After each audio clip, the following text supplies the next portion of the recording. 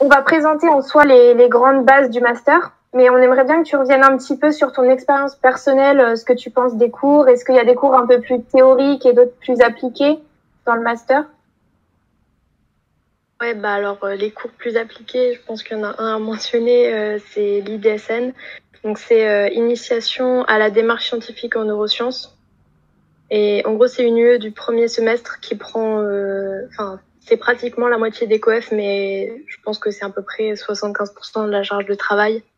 D'accord, ok. Et ouais, c'est assez énorme, mais en gros, c'est vraiment un espèce de mini apprentissage de ce que c'est de la recherche en fait.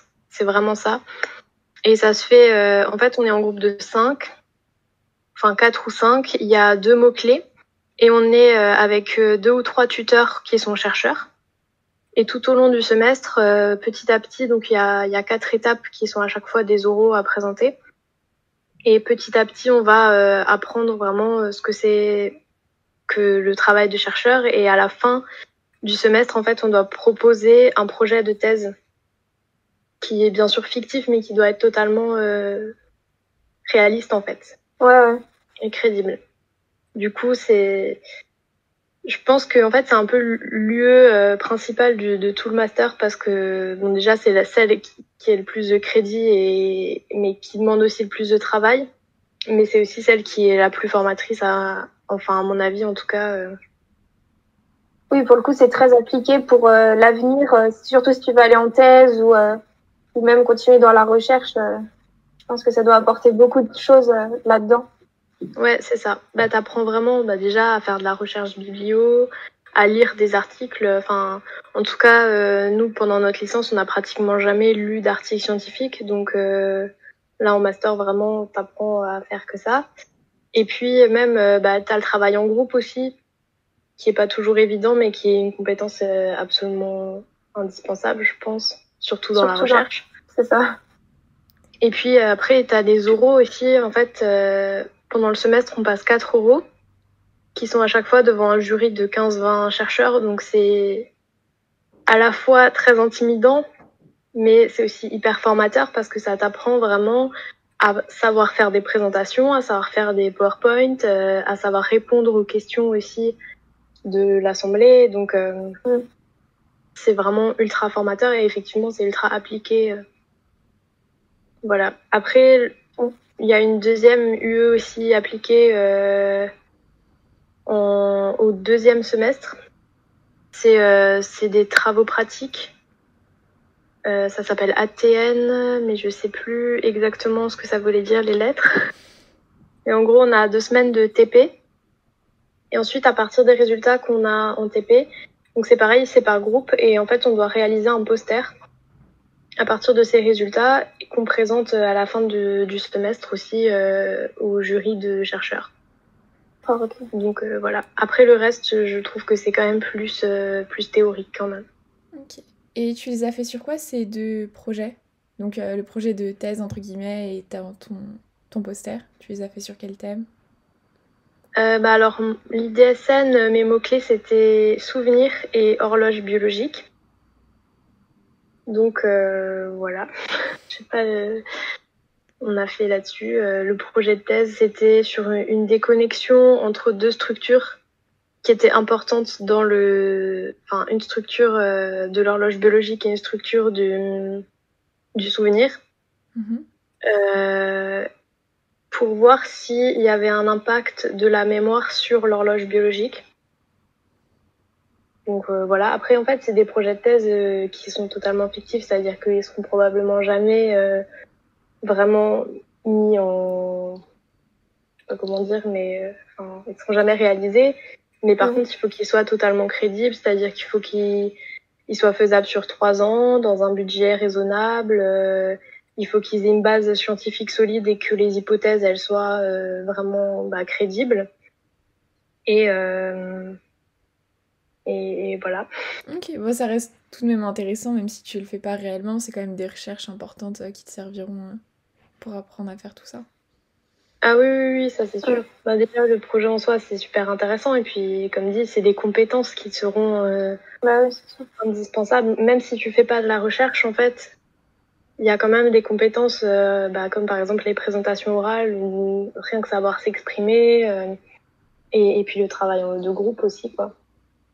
Donc voilà. Après l'ATN, on avait fait sur la vitamine D comme thérapeutique pour le PTSD. Oh, intéressant. Donc voilà. Mais après, c'est à nouveau, en fait, les ATN, on fait vraiment des TP. Donc on a du comportement, mais on a aussi du cellulaire et du moléculaire. Et en fait, à partir de tous ces résultats qui sont des résultats, en fait, je veux dire, on n'a pas des vrais groupes expérimentaux, mais à partir de ces résultats, on doit faire comme si on avait vraiment un projet et qu'on avait vraiment des groupes expérimentaux et que ces résultats répondaient à notre projet, en fait. Donc c'est aussi tout à fait fictif parce que par exemple nous, on n'a jamais utilisé de vitamine D, on n'a jamais fait du PTSD sur nos animaux par exemple, mais sur le poster on fait comme si on avait fait ça, mais par contre on montre nos vrais résultats de TP. D'accord, ok. Donc voilà. Ok. Et du coup, il y a 2 mentions de master à Strasbourg, c'est ça? À côté de celui de neurosciences cognitives, il y a plus neurosciences appliquées, biologie. Ouais, c'est neurosciences cellulaires et intégrées. Ok, c'est ça. Ouais. En fait, la première année, c'est un tronc commun entre les deux. Ok. Donc, en fait, c'est pour ça que moi j'avais choisi ce master-là parce que même si on fait neurosciences cognitives, en première année, on a quand même beaucoup de neurosciences cellulaires, moléculaires, de la neurophysiologie, de la neuroanat, de la neurochimie. Donc en fait, on a quand même toutes les bases pour moi, c'était difficile de dissocier, de faire que des sciences cognitives sans avoir les bases de neurochimie, par exemple. Donc, mais bon, après, c'est vrai que des fois, la neurochimie, c'est pas toujours ce qu'on préfère quand on part dans le cognitif. C'est pour une raison, mais voilà, la première année, elle est vraiment en tronc commun. Et après, la deuxième année, là, on a pratiquement le bloc du master de neurosciences cognitives, c'est vraiment que des sciences cognitives. Et après, on a des options qu'on peut prendre qui sont communes aux deux masters. Donc là, on a le choix si on veut quand même un peu garder de la neuropharmaco, par exemple. C'est possible, mais on n'est pas obligé si on n'a plus trop envie, quoi. Ok. Et est-ce qu'en première année, tu as soit au premier, soit plutôt au second semestre peut-être, des petites options qui te spécialisent ou c'est vraiment un tronc commun pour tout le monde et il n'y a pas de choix de matière ou de module? Si, t'as toujours t'as des options OS2 et OS3. OS2, il y avait par exemple une option plus clinique. Qu'est-ce qu'il y avait d'autre comme option? Tu as aussi des options d'imagerie, par exemple, pour ceux qui veulent plus aller travailler sur l'humain après. Tu as des options qui sont plus génétiques. Après, tu as aussi des options thématiques. C'est par exemple des options sur la douleur. Parce qu'à Strasbourg, il y a un pôle qui travaille sur la douleur assez important. Donc, il y a pas mal d'options sur la douleur ou des choses comme ça. Qu'est-ce que j'ai fait d'autre comme option? Je ne sais plus. Mais... Et après, en deuxième année, donc il y a des options qui sont... en fait, on peut prendre comme option des cours obligatoires de l'autre master. Ou alors, il y a des options qui sont totalement nouvelles, voilà, qui sont accessibles toujours aux deux masters, mais qui ne sont pas obligatoires pour l'une ou pour l'autre. Ok. Et toi, du coup, tu prends lesquels? Alors, en M1, j'avais pris du coup aspect clinique des neurosciences. Qu'est-ce que j'avais pris d'autre du coup? Je ne sais plus trop. En M2, là, j'ai pris génétique et génomique en neurosciences. Et j'ai pris... Ah oui, alors, au S2... Attendez, je vais recommencer, ça va être plus simple. Au S2, donc, j'ai retrouvé mes options. Donc j'avais pris aspect clinique des neurosciences, j'avais pris neurobiologie des rythmes. Donc ça, c'est vraiment quelque chose de thématique sur un thème de recherche. J'avais pris conférence Neurex. Donc en fait, Neurex, c'est je sais pas, une espèce de, comme une association des neurosciences de Strasbourg. Et en fait, ils ont organisé un congrès sur un thème. Donc nous, c'était les oligodendrocytes dans la maladie d'Alzheimer. Et du coup, pendant tout le semestre, on va travailler d'abord sur des articles sur ce thème. Ensuite, on va assister au congrès, forcément. Et ensuite, on doit faire un rapport sur ce congrès. On doit présenter, en fait, les recherches qui ont déjà été présentées au congrès. Donc, voilà. Et du coup, en M2, donc j'ai fait génétique et génomique en neurosciences. Et j'ai fait plasticité cérébrale. Et j'ai fait aussi NCGM, c'était neurosciences cliniques et génétique et moléculaire, un truc comme ça. Voilà. Mais du coup, moi, je me suis un peu plus axée peut-être dans la clinique, des choses comme ça, mais les options, elles sont quand même assez larges. Enfin, il y a quand même un panel de choix. Le choix de parcours avant le M2. Alors en fait, le M1, c'est un tronc commun, mais on est quand même chacun inscrit dans un des deux parcours. D'accord. Donc en fait, quand tu t'inscris en M1, tu t'inscris déjà soit en cognitif, soit en cellulaire intégré. Mais par contre, tu as toujours la possibilité de changer entre le M1 et le M2. D'accord, tu as une passerelle si tu veux passer de l'un à l'autre en fait. Il n'y a pas de raison de ne pas pouvoir passer de l'un à l'autre si vraiment tu te rends compte que tu t'es inscrit en cellulaire et intégré, mais que les yeux qui te plaisaient vraiment, c'était les cognitives. Tu te dis, bon, je vais faire le M2 cognitif, quoi. Et moi, c'était plus la cognition qui m'intéressait. C'est pour ça que j'ai choisi sciences cognitives. Parce que c'est vrai que le cellulaire et le moléculaire, c'est pas vraiment trop ma tasse de thé, mais voilà. Après, je vous avoue que à la base, j'avais candidaté pour les 2 masters pour être, pas pour être sûre d'être prise, mais pour avoir plus de chances d'être prise, quitte à changer entre le M1 et le M2, par exemple. Donc voilà. Ok. T'avais demandé d'autres masters à part ceux-là? Ouais, je crois que j'avais demandé Marseille et Lille, un truc comme ça. Oui, Marseille, il y a une bonne formation de neurosciences aussi. Il y a même une licence avec un parcours neurosciences. Ouais, ça c'est cool. Et c'est vrai qu'il y a quand même pas mal de choix en master de sciences cognitives, d'après mes souvenirs. Mais ce que j'aimais bien quand même avec celui de Strasbourg, c'est que c'est cette première année qui était commune avec les NCI, donc les cellulaires intégrés, qui permettait vraiment d'avoir quand même les bases cellulaires et tout. Oui, c'est ça, tu pars avec un bagage quand même important en neurosciences que après tu développes peut-être en cognitive, mais du coup, ce tronc commun permet justement d'avoir des acquis, je pense, une bonne base pour après développer l'aspect cognitif, quoi. Ouais, c'est ça, c'est exactement ça. Parce que tu as quand même toutes les bases de neurochimie, d'électrophie, et que du coup, même si après tu veux travailler sur un sujet hyper cognitif, hyper appliqué, et même sans travailler sur du moléculaire, mais tu as quand même les connaissances derrière où tu vas dire, ah bah oui, c'est vrai, il y a la dopamine, je sais pas quoi. C'est clair dans ta tête, comme ça tu peux aller vers un autre endroit. Et au niveau des débouchés, du coup, tu as déjà une idée un peu de recherche, si tu veux plutôt aller dans la recherche ou plutôt le monde directement de l'industrie, est-ce que tu as une idée un peu précise là-dessus?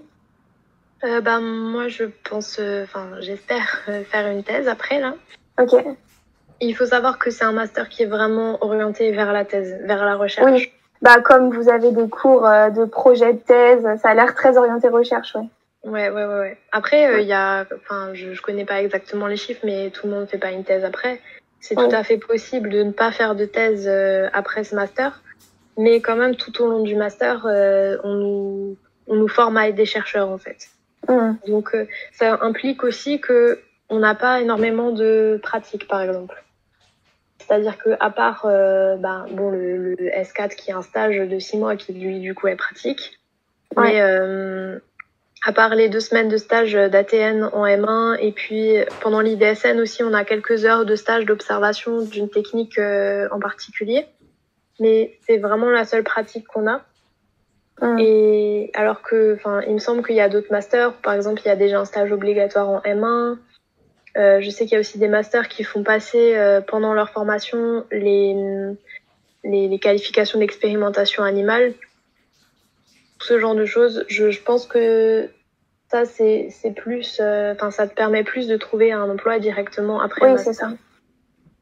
Alors que nous, du coup, on est vraiment plus formés à faire une thèse. Et puis, nos compétences pratiques, on les acquiert pendant notre thèse, je pense. Et pendant notre stage. Et au niveau des... Justement, tu as déjà trouvé ton stage, tu as déjà commencé ton stage du S4, je suppose. Oui. Ouais, ça commence. Et tu le fais dans quoi, du coup? Alors, moi, je travaille sur la mise au point d'une lésion virale entre les noyaux réuniennes et rhomboïdes dans le thalamus et le cortex préfrontal médian pour ensuite voir si cette connexion-là, elle est importante dans la persistance de la mémoire spatiale. Et je le fais du coup au sein du laboratoire de neurosciences cognitives et adaptatives de Strasbourg. D'accord, ok. Et pour être prise, il fallait faire des candidatures ou c'est en lien avec ta formation directement, je suppose? Ouais, alors en fait au début du M2, on reçoit une liste avec toutes les propositions de stage de Strasbourg. Donc ça, c'est quand même assez chouette parce que du coup, après, tu peux contacter directement les personnes qui prennent des stagiaires. Enfin, tu sais quel sujet il y a sur Strasbourg. Après, rien ne t'empêche d'aller d'aller ailleurs en France, d'aller même ailleurs dans le monde. Bon, quand il n'y a pas le Covid, c'est un peu mieux, mais il y en a quand même là qui sont à l'étranger, qui ont pu y aller. Et puis même, tu peux aussi aller démarcher des gens sur Strasbourg, même s'ils n'ont pas proposé de sujet de thèse, tu peux dire « Ah, mais moi, j'adore votre sujet, est-ce que vous auriez vraiment pas... Enfin, j'ai dit sujet de thèse, mais je voulais dire sujet de stage, pardon. Mais voilà, ça, on peut toujours démarcher des gens qui n'ont pas proposé de sujet. Mais au moins, on a cette liste de sujets, ce qui fait que de toute façon, fin septembre, tout le monde a un stage, en fait. Il n'y a pas vous n'êtes pas laissé seul dans la recherche de votre stage? Non, pas du tout. De toute façon, on a une deadline. Je crois que c'est le 28 septembre. On doit avoir une signature, un accord de stage ou je sais pas quoi. Donc, de toute façon, tout le monde a un stage et tout le monde le trouve facilement, entre guillemets. Enfin, il n'y a pas de souci. Après, c'est sûr qu'il y a des sujets qui sont demandés par plusieurs étudiants. Donc là, il va falloir faire une candidature, envoyer lettre de motivation et CV, faire des entretiens, par exemple. Voilà, et ensuite, eux, ils choisissent l'étudiant qu'ils préfèrent, quoi. Mais en tout cas, tout le monde a trouvé un stage sans trop de soucis. Et toi, t'as eu celui que tu souhaitais ou t'en avais demandé d'autres ou comment c'était celui que tu voulais? Ouais, j'ai eu celui que je voulais, ouais. Parce que j'avais déjà fait un stage là-bas quand j'étais en licence. Et du coup, en fait, cet été, je leur avais directement demandé s'ils pensaient prendre un stagiaire de M2. Et du coup, ils m'ont direct dit qu'ils m'ont prise. Donc, j'avais même mon stage au mois... Enfin, je savais déjà que j'aurais mon stage même avant la rentrée. Donc, c'est cool. Ok. Et t'aimerais continuer... Pardon. Oui, vas-y, Astrid, désolée. Sûr? Ok. T'aimerais continuer là-bas ou juste tu vas arrêter à la fin de ton stage ou t'aimerais poursuivre peut-être en thèse là-bas ou de faire un autre stage? J'aimerais poursuivre en thèse là-bas, du coup. Donc, faut que je passe le concours de l'école doctorale à la en juillet. Là. Donc voilà, on verra. Bon courage. Merci. Et en licence, tu as parlé d'un stage, c'était un stage volontaire, je suppose? Oui. En fait, la licence de bio de Strasbourg, il n'y a pas de stage obligatoire. Oui. Donc j'ai fait des stages volontaires, voilà. Ok. Et tu penses que ça t'a bien aidé à faire ton choix de master par la suite ou appuyer un peu ton dossier peut-être? Ouais. Franchement, s'il y a une chose que je conseille, c'est de faire des stages. parce que forcément déjà ça te permet de savoir ce qui te plaît vraiment ou ce qui te plaît pas. Même, et puis ça permet aussi de mettre en application ce que tu apprends en cours, et du coup après ça te motive beaucoup plus, je trouve. Enfin, bon, après ça, voilà, c'est mon avis. Mais oui, déjà, vous voyez bien, moi j'avais fait un stage là-bas volontaire, en plus c'était quand j'étais en L1, donc je connaissais rien du tout encore, mais voilà. Et puis du coup, ils m'ont pris en M2, parce que c'était super bien passé. Ils m'ont direct pris en M2 et du coup c'est cool. Et puis je savais aussi, je connaissais un peu, bon, déjà je connaissais un peu le sujet, mais je connaissais aussi l'équipe, je savais que il y avait une super ambiance, je savais que ça se passerait bien. Donc c'est aussi rassurant. Et forcément, enfin, vu que mes stages de neuro m'ont super intéressée et tout, c'est quand même grâce à ça que j'ai choisi après mon master. Et du coup, forcément, quand tu as des stages sur ton CV aussi, ça appuie ta candidature. Et puis même après, j'ai aussi fait des stages sur Strasbourg, donc tout le monde se connaît un peu. Enfin, voilà, la responsable du master NCO, elle est dans le labo où j'avais fait mon stage et où je fais actuellement mon stage de M2. Donc, je pense que ça joue aussi un petit peu. Je sais pas créer un réseau. Oui, voilà. Je sais pas exactement comment ils choisissent qui ils prennent ou pas, mais je pense que dans tous les cas, ça ne peut être que bénéfique. Oui, c'est sûr. Ok. Et est-ce que tu pourrais nous donner un peu les compétences importantes à avoir pour faire le master que tu fais? Je pense qu'il faut beaucoup de travail. Il ne faut pas avoir peur, voilà, de travailler.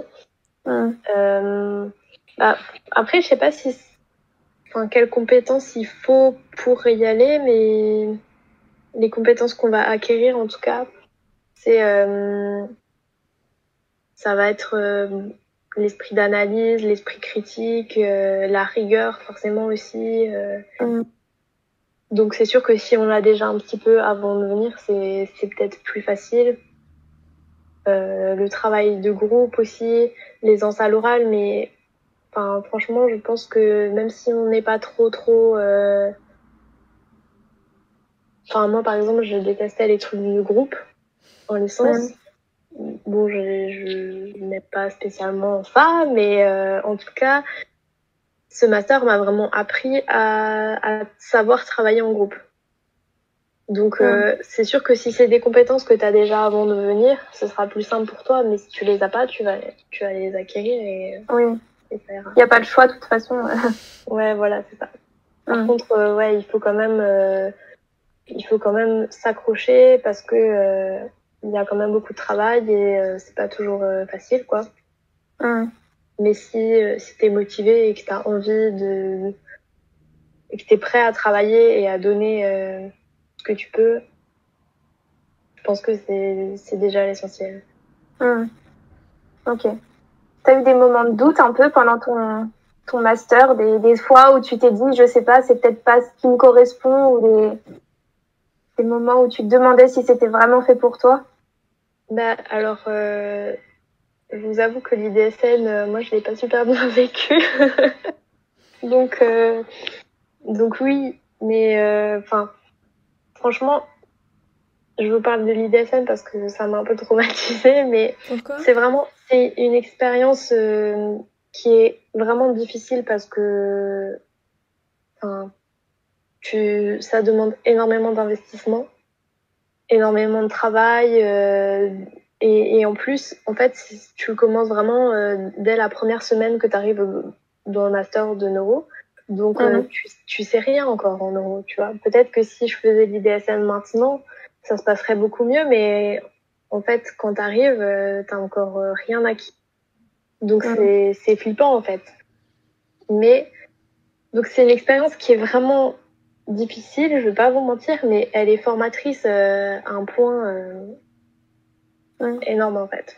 Voilà. Donc, c'est sûr que pendant que tu la vis, t'as des moments de doute. Après, ça dépend des gens, hein. Il y en a qui l'ont vraiment super bien vécu.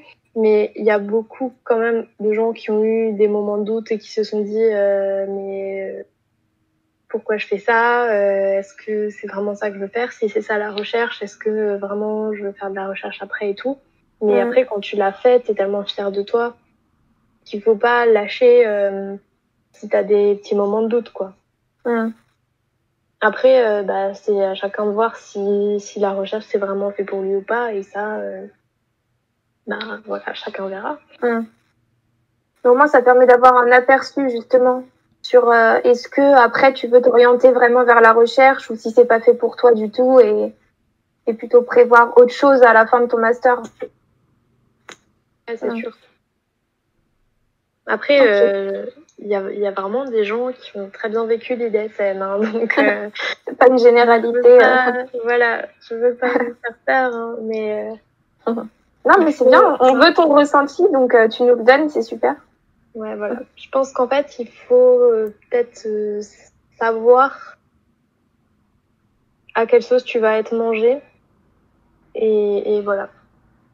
Partir en connaissance de cause et après, au moins, il n'y a pas de surprise, quoi.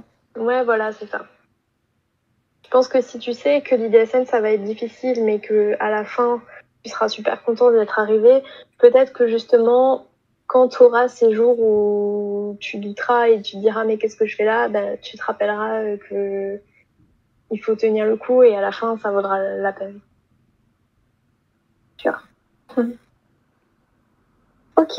Et est-ce que tu aurais peut-être un petit conseil à donner aux étudiants qui justement ne savent pas trop quel master choisir, plutôt au niveau général, mais je sais pas, est-ce que tu t'es basé sur des choses pour choisir ton master que tu pourrais transmettre aux étudiants? Un petit conseil.